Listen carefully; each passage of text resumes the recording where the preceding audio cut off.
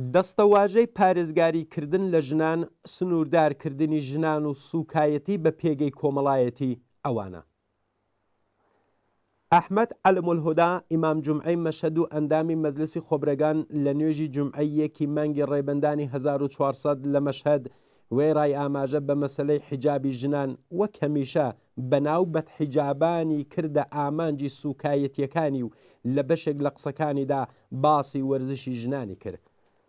ناوبراو ئاماژەی بەوە کرد کە زەوی فوتباڵ شوێنی هەیەجانە و ژنانیش بەهۆی عاتفی بوونیان هەیەجانی زیاتر لە خۆیان نیشان دەدەن. ناوبراو هەروەها ڕایگەیاند ئەم هەیەجانە بەهۆی وروژاندنی پیاوان حرامە. ناوبراو لە درێژەدا وێڕای وتنی ئەوەی کە نابێ ژنان لە تەماشاکردنی فوتباڵ بێبەری و تەنیا بە تەماشاکردنی تەلەڤیزیۆن سنووردار بکرێن وتی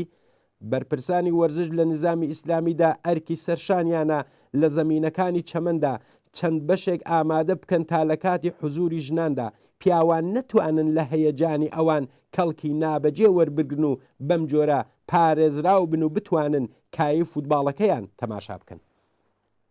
ئەو وەروەها بە ئاماژەدان بەوەی کە لە نظامی ئیسلامیدا هیچ کەس نەیوتووە کە ژنان لە تەماشاکردنی فوتباڵ بێبەری بکرێن وتی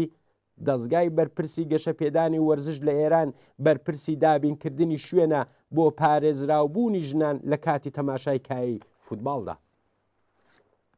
ئیدعای ئەوەی کە لە نظامی ئیسلامیدا هیچ کەس نەیوتووە کە ژنان لە تەماشای فوتباڵ بێبەری بکرێن لە حاڵێکدایە ساڵەهایە مەسەلەی چوونی ژنان بۆ ستادیۆمەکانی وەرزش وەک کێشەیەکی بواری وەرزش لە ئێران لە ئارادا بووە و ڕژیمی کۆماری ئیسلامی بەردەوام بەهۆی ڕێگری لە چوونی ژنان بۆ وەرزشگاکان لەلایەن کۆمەلگا وەرزشیە جیهانیەکان لەوانە فیفا کەوتۆتە ژێرگوشارەوە.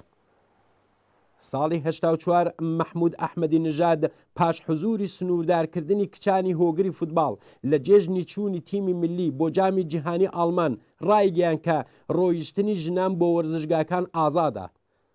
بەڵام ناوبراو یەکجار زوو لەم وتەیە خۆی پاشگەز بووە و چوونی ژنان بەگشتی بۆ پتر لە یەکدەیە بۆ هەر وەرزشگایە قەدەغە کراو بۆ ماوەی نزیک 15 ساڵ و تا چەند حەوتوو لەمەوبەر تەنانەت چوونی ژنانی هەواڵنێریش بۆ وەرزشگاکان ڕێگە پێدراو نەبوو. هەروەها زۆربەی ژنانی وەرزشوان لە ماوەی ساڵانی ڕابردوو بە کۆمەڵێک بیانووی وەک نەبوونی حیجابی ئیسلامی و هتد گرفتێکی زۆریان بۆ دروست کراوە و بەردەوام لەژێر گوشاردا بوونە و لە تیمی ملی لادراون و لەلایەن فێدراسیۆنەکانی ئەم ڕژیمە دەرکراون. بەشێکی بەرچاویش بە ناچاری پەنایان بۆ وڵاتانی ئوروپایی بردووە و لەوێ داوای مافی پەنابەرێتیان کردووە. ئامانج لە دابینکردنی شوێنێک بۆ پاراستنی ژنان لە کاتی وەرزشکردندا بەوایەتا دروستکردنی شوێنێکی تایبەت و داخراوە کە هیچ پیاوێک بۆی نییە سەردانی ئەو شوێنە بکات. ڕژیم کە لە ماوەی چواردەیی ڕابردوودا نەیتوانیوە ژنان لە ناو ماڵدا زیندانی بکات بە کۆمەڵێک یاسا و ڕێشوێنی تایبەتی وەک جیاکردنەوەی مەدرسەی کچان و کوڕان، گەڵاڵەی مەحرەمکردنی مەدرسەی کچانە و گەڵاڵەی ئستتاری مەدرسەی کچانە و هتد بەردەوام هەوڵی داوەتا هەموو مەیدانەکانی چالاکی ژنان بکات بە زیندانێک و هەموو ئەو هەوڵانەی لە ژێرناوی مەحرەمکردن و پاراستنی داوێنی ژنان ئەنجام داوە. لە حاڵێکدا ڕژیمی کۆماری ئیسلامی لەگەڵ کۆمەڵک قەیرانی گەورە بەڕۆڕووبەتەوە و بۆ دەرچوون لەو قەیرانانە و دابینکردنی پێداویستیەکانی ژیانی خەڵکی کرێکار و زەحمەتکێش هیچ ڕێکار و وڵامێکی نییە. لە حاڵێکدا بەهۆی ناکارامەیی بەرپرسانی ڕژیم ڕۆژانە بە سەدان کەس تووشی ویروسی کۆرۆنا دەبن و بە ڕێژەیەکی بەرچاو گیانیان لەدەست ئەدەن، بەرپرسانی دواکەوتوی ئەم ڕژیمە هێشتا بابەتی ئازادی ژنان بە یەکێک لە کێشە هەرە گەورەکانی ئەو وڵاتە دەزانن و ناوە بە دەرکردنی کۆمەڵێک یاسا و گەڵاڵەی تایبەت بە ژنان هەوڵی بەرتەسکردنەوەی چالاکی ژنان لە کۆمەلگا ئەدەن و دایان هەوێت ژنان لە ناوماڵدا زیندانی. خۆ هەڵواسین بە دەستەواژەی پارێزگاری لە ژنان بربەزدانانی هەرچی زۆرتر و سوکایەتی بە پێگەی کۆمەڵایەتی ژنانە. لە سایەی ئەم ڕژیمە نائینسانیەدا توندوتیژی و تاقیری ژنان وەکو توندوتیژی بنەماڵەیی، لێدانی ژنان، ئازاری جنسی، قەتڵی ناموسی، هاوسەرگیری پێشوەخت و ئیجباری واتە منداڵ هاوسەری، خەتەنەی ژنان و هتد، هەموو ڕۆژێک لە حاڵی پەرسەندندایە و بەهێنانە خوارەوەی تەمەنی هاوسەرگیری کچان لە 18 ساڵ بۆ 13 ساڵ و بەکردەوە بە فرتوفێڵی شەرعی بە 9 ساڵ و زیندووکردنەوەی قەوانینی جەزایی ئیعدام لەسەر بنەمای هەڵاواردنی ئاشکرای جنسی بە جۆرێک کە ژن وەکو نیوەی ئینسان ناوی لێبراوە بۆتە هۆی بەرزبوونەوەی ژمارەی توندوتوژی و هەڵاواردن لە دژی ژنان. بەرزبوونەوەی بێکاری و هەژاری لە پاڵچوونە سەرەوەی ڕێژەی ئەحتیاد تاوانباری و بێماڵ و حاڵی لە نێو ژنان وەکو پیاوان یەکێک لە زیانە ئاشکراکانی کۆمەڵایەتیە لە ئێران.